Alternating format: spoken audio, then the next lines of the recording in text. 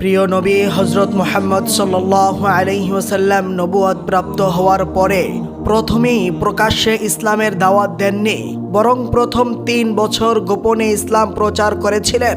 কিভাবে গোপনে গোপনে নবীজি ইসলাম প্রচার করেছিলেন সেই বিস্ময়কর ঘটনাই জানাবো এই ভিডিওতে, তাই ভিডিওটি মনোযোগ দিয়ে সম্পূর্ণ শুনুন। দর্শক, হেরা গুহায় নবীজি নবুয়ত প্রাপ্ত হওয়ার সময় ফেরেশতা জিবরাইল নবীর সঙ্গে আলিঙ্গন করেছিলেন। তখনই সর্বপ্রথম কোরআন নাজিল হয়। নবীজি অস্থির ও আতঙ্কিত হয়ে অসুস্থ হয়ে পড়েন। হযরত খাদিজা এর ঘরে এসে নবীজি কম্বল আবৃত করে শুয়েছিলেন। কিছুদিন পার হওয়ার পর মহান আল্লাহ তাআলা বলেন, ইয়া আইয়ুহাল মুদ্দাসসির কুম ফাআনযির ওয়া রাব্বাকা ফাকাব্বির। ওহে বস্ত্র আবৃত নবী, উঠুন, মানুষকে সতর্ক করুন এবং আপনার প্রতিপালকের শ্রেষ্ঠত্ব বর্ণনা করুন। সূরা মুদ্দাসসিরের এই আয়াতসমূহ নাজিল হওয়ার পর রাসূলুল্লাহ সাল্লাল্লাহু আলাইহি ওয়াসাল্লাম পথহারা মানুষদেরকে আল্লাহর পথে দাওয়াত দেওয়ার কাজ শুরু করলেন, এমন অবস্থায় যে তার জাতি কুরাইশদের মূর্তি ও প্রতিমার পূজা অর্চনা ব্যতীত কোনো দিন ছিল না। তাদের সঠিক কোনো হজ ছিল না, তবে তারা হজ করত যেভাবে তাদের পিতৃপুরুষদেরকে দেখেছে। তাদের আত্মমর্যাদা ও বংশ গৌরব ব্যতীত কোনো সচ্চরিত্র ছিল না। তাদের কোনো সমস্যা তলোয়ার ব্যতীত সমাধান হতো না। তা সত্ত্বেও মক্কা ছিল আরববাসীর ধর্মীয় চেতনার কেন্দ্রস্থল। এ মক্কাবাসী ছিলেন কাবা ঘরের তত্ত্বাবধায়ক ও খাদেম।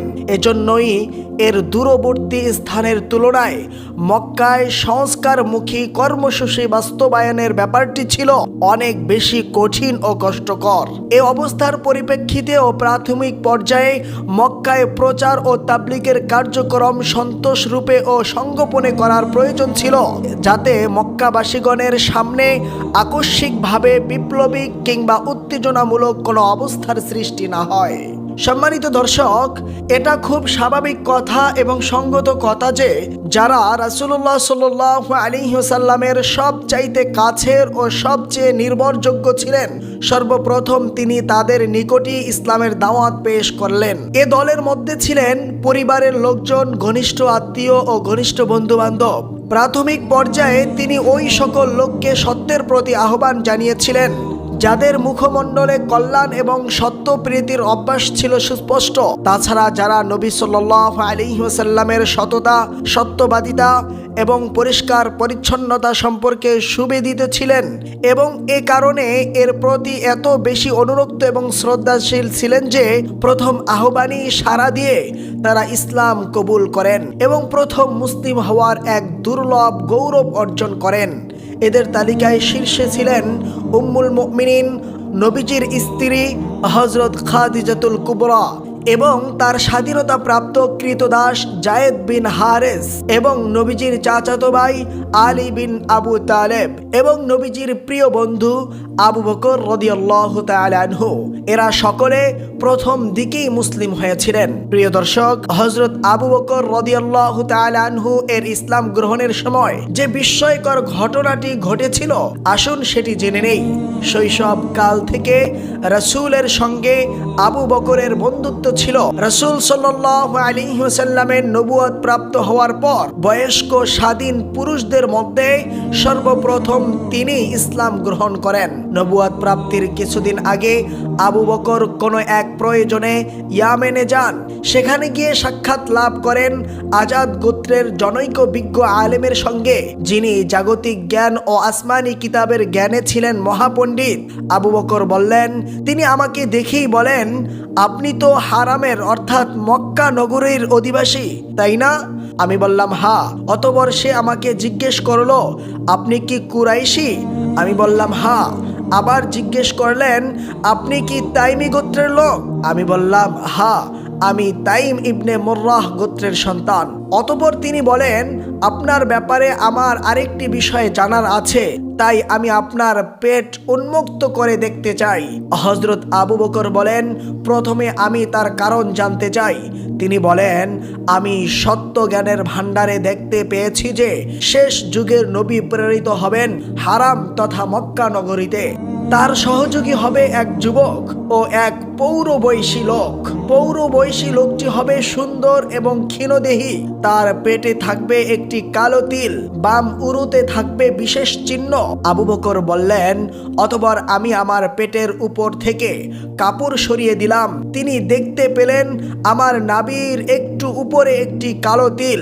সঙ্গে সঙ্গে তিনি বলে উঠলেন, কাবার প্রভুর কসম, আপনি সেই পৌর ব্যক্তি। আমি আপনাকে একটি বিষয়ে সাবধান করে দিতে চাই। আবু বকর বলেন, আমি বললাম, তা কি? তিনি বলেন, সাবধান থাকবেন, আপনি যেন হিদায়াতের পথ থেকে বিচ্যুত না হন। অতএব উত্তম দিনকে আঁকড়ে ধরবেন এবং আল্লাহকে ভয় করবেন। আবু বকর বললেন, কাজ সেরে আমি ইয়ামেন থেকে মক্কায় ফেরার ইচ্ছা করলাম। বিদায় নেওয়ার জন্য তার কাছে গেলাম। তখন তিনি বলেন, আমি ওই নবীর শানে কিছু কবিতা রচনা করেছি, তা আপনার সামনে আবৃত করতে চাই। এই বলে তিনি আবৃত করলেন। হযরতে আবু বকর বলেন, ইয়ামান থেকে ফিরে আমি মক্কায় আসি। এর মধ্যে রাসূল সাল্লাল্লাহু আলাইহি ওয়াসাল্লাম নবুয়ত প্রাপ্ত হয়েছেন। কুরাইশদের বড় বড় নেতাদের অর্থাৎ উকবা বিন আবু মুঈদ, শাইবা, রবিআ, আবু জাহেল ও আবু বুখতারি সহ আরো অনেকে আমার কাছে আসেন। আমি তাদেরকে জিজ্ঞেস করলাম, কি ব্যাপার, আপনারা কি কোনো বিপদের সম্মুখীন হয়েছেন, না নতুন কোনো কিছুর প্রকাশ পেয়েছে? তারা বলল, মারাত্মক সমস্যা। আবু তালিবের এই এতিম ভাতিজা দাবি করছে সে নাকি নবী। আপনার দিকে তাকিয়ে আমরা এখনো তাকে কিছুই করিনি। আপনি চলে আসায় তার দায় দায়িত্ব আপনার উপরে ছেড়ে দিলাম। আবু বকর বলেন, আমি আপাতত তাদেরকে সুন্দর কথা বলে বিদায় দেই। এরপর আমি নবীজি সম্পর্কে খোঁজ নেই, তিনি কোথায় আছেন। জানতে পারলাম তিনি খাদিজা রাদিয়াল্লাহু তাআলা আনহা এর বাড়িতে অবস্থান করছেন। আমি খাদিজার বাড়িতে গিয়ে দরজায় টোকা দিলে নবীজি বেরিয়ে এলেন। আমি তাকে জিজ্ঞেস করলাম, আপনি আপনার বাপ দাদাদের ধর্ম ছেড়ে দিলেন কেন? তিনি আমাকে বললেন, হে আবু বকর, আমি আল্লাহ তাআলার পক্ষ থেকে সমস্ত মানুষের জন্য নবী হিসাবে প্রেরিত হয়েছি।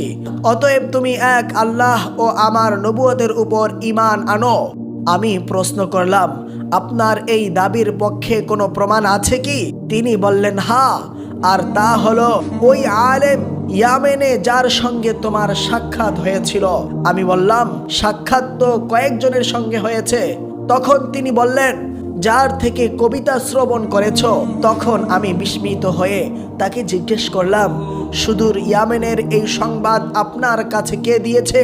তিনি বললেন, ওই মহান ফেরেশতা যিনি আগমন করতেন আমার আগের নবীদের কাছে। হযরতে আবু বকর বলেন, অতঃপর আমি বললাম, তাহলে আর দেরি কেন? আপনার হাতটি বাড়িয়ে দিন। আমি সাক্ষ্য দিচ্ছি এক আল্লাহ ছাড়া কোনো ইলাহা নাই এবং আপনি আল্লাহর রসুল, অর্থাৎ লা ইলাহা ইল্লাল্লাহু মুহাম্মাদুর রাসূলুল্লাহ। আবু বকর রাদিয়াল্লাহু তাআলা আনহু বলেন, আমার ইসলাম গ্রহণে রাসূলুল্লাহ সাল্লাল্লাহু আলাইহি ওয়াসাল্লাম খুব বেশি আনন্দিত হয়েছিলেন। অতঃপর হযরত আবু বকর রাদিয়াল্লাহু তাআলা আনহু ইসলাম প্রচার কাজে বেশ তৎপর হয়ে ওঠেন। তিনি অত্যন্ত কোমল স্বভাব, পছন্দনীয় অভ্যাসের অধিকারী, সৎ চরিত্র এবং প্রশস্ত অন্তরের ব্যক্তি ছিলেন। তার দানশীলতা, দূরদর্শিতা, ব্যবসা বাণিজ্যের অভিজ্ঞতা এবং সৎ সহচর্যের কারণে তার নিকট লোকজনের গমনাগমন প্রায় সব সময় লেগে থাকত। পক্ষান্তরে তিনি যাকে বিশ্বাসযোগ্য মনে করতেন তার সামনেই ইসলামের দাওয়াত পেশ করতেন এবং তার প্রচেষ্টায় হযরত উসমান, হযরত জুবাইর, হযরত আব্দুর রহমান বিন আউফ, হযরত সাআদ বিন আবি ওয়াক্কাস এবং তালহা বিন ওবায়দুল্লাহ রাদিয়াল্লাহু তাআলা আনহুম ইসলাম গ্রহণ করেন। এই মহা সম্মানিত ব্যক্তিবর্গ হচ্ছেন প্রথম মুসলিম জনগোষ্ঠী। কুরাইশ ব্যতীত অন্য গোত্র থেকেও প্রাথমিক অবস্থায় ইসলাম গ্রহণকারীরা হলেন আব্দুল্লাহ বিন মাসউদ, মাসউদ বিন রবিয়া, আব্দুল্লাহ বিন জাহাশ আসাদি ও তার ভাই আহমদ বিন জাহাশ, বিলাল বিন রিবা হাবশি, সুহাইব বিন সিনান রুমি, আম্মান বিন ইয়াসার আনসি, তার পিতা ইয়াসার ও তার মাতা সুমাইয়া এবং আমির বিন ফুহাইরা। এছাড়াও আরো কিছু নারী পুরুষ ইসলাম গ্রহণ করেন প্রাথমিক অবস্থায়। প্রাথমিক পর্যায়ে যে সকল আয়াত অবতীর্ণ হয় তাতে নামাজের নির্দেশনা ছিল। ইবনে হাজার রাহমাতুল্লাহি আলাইহি বলেন, নবী করিম সাল্লাল্লাহু আলাইহি ওয়াসাল্লাম এবং তার সাহাবাগণ মিরাজের ঘটনার পূর্বে অবশ্যই নামাজ পড়তেন, তবে 5 ওয়াক্ত নামাজ ফরজ হওয়ার পূর্বে নামাজ ফরজ ছিল কিনা সে ব্যাপারে মতভেদ আছে। কেউ কেউ বলে থাকেন সূর্য উদয় এবং অস্ত যাওয়ার পূর্বে 1 ওয়াক্ত নামাজ ফরজ ছিল।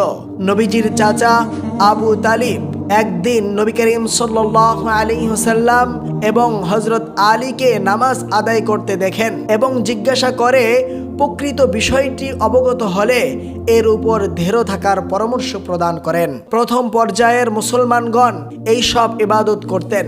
নামাজ সংশ্লিষ্ট ইবাদত ব্যতীত অন্য কোনো ইবাদত বা আদেশ নিষেধের কথা জানা যায় না। সে সময়কার ওহীতে মূলত সেসব বিষয় বর্ণিত হয় যা বিভিন্নভাবে তাওহীদের বর্ণনা, তাদেরকে আত্মশুদ্ধির প্রতি উৎসাহিতকরণ, উন্নত চরিত্র গঠনে উদ্বুদ্ধকরণ, জান্নাত জাহান্নামের বর্ণনা যেন তাদের চোখের সামনে উদ্ভাসিত হয়ে ওঠে, অন্তর আত্মা পরিশুদ্ধকরণে প্রজ্ঞাপূর্ণ উপদেশ যা অন্তরের খোরাক হয়, ইমানদারদের তৎকালীন মানব সমাজ থেকে সম্পূর্ণ পৃথক এবং ভিন্নতর এক পরিবেশে পরিভ্রমণ করাতে থাকে। এভাবে 3 বছর অতিক্রান্ত হয়, কিন্তু ইসলামের দাওয়াত গুটি কয়েক ব্যক্তির মধ্যেই সীমাবদ্ধ ছিল। রাসূলুল্লাহ সাল্লাল্লাহু আলাইহি ওয়াসাল্লাম তখন তা লোক সমাজে প্রকাশ করতেন না, তবে কুরাইশরা ইসলামের খবর জানত ও মক্কাতে ইসলামের কথা ছড়িয়ে পড়ে এবং লোক সমাজে এর মৃদু গুঞ্জন চলতে থাকে। আবার কেউ কেউ একে ঘৃণাও করত এবং মুসলমানদের সাথে শত্রুতা ভাব দেখাতো, তবে সামনাসামনি কিছু বলতো না, যতক্ষণ পর্যন্ত না রাসূলুল্লাহ সাল্লাল্লাহু আলাইহি ওয়াসাল্লাম তাদের দিন ধর্মে হস্তক্ষেপ করতেন এবং তাদের ভিত্তিহীন ও মন গড়া ইলাহা মূর্তিসমূহের সমালোচনা না করতেন। এভাবেই 3 বছর গোপনে গোপনে ইসলাম প্রচার করেন নবী করিম সাল্লাল্লাহু আলাইহি ওয়াসাল্লাম। সম্মানিত দর্শক শ্রোতা, আপনারা এখন যে পর্বটি দেখেছেন এটি হলো নবী করিম সাল্লাল্লাহু আলাইহি ওয়াসাল্লামের জীবনীর 7 নম্বর পর্ব। পরবর্তী পর্বে জানাবো গোপনে 3 বছর ইসলাম দাওয়াত দেওয়ার পর নবীজি প্রকাশ্যে ইসলাম প্রচার করায় আবু লাহাবের সঙ্গে এক বিস্ময়কর ঘটনা সংঘটিত হয়েছিল। আবু লাহাব পাথর নিক্ষেপ করেছিল, সঙ্গে সঙ্গে আল্লাহ তাআলা তাকে ধ্বংসের আয়াত নাজিল করলেন। সেই বিস্ময়কর ঘটনাটি জানাবো পরবর্তী ভিডিওতে। তাই পরবর্তী ভিডিওটি দেখার জন্য সার্চ করুন নবীজির জীবনী পর্ব 8, অথবা এই ভিডিওর ডেসক্রিপশনে পরবর্তী ভিডিওর লিঙ্ক পেয়ে যাবেন। সম্মানিত ভাই ও বোনেরা, ভিডিও শেষে আপনাদের কাছে ছোট্ট একটি অনুরোধ, আমাদের আলোকিত দিন চ্যানেলটি সাবস্ক্রাইব করে পাশে থাকা বেল আইকনটি প্রেস করে রাখুন।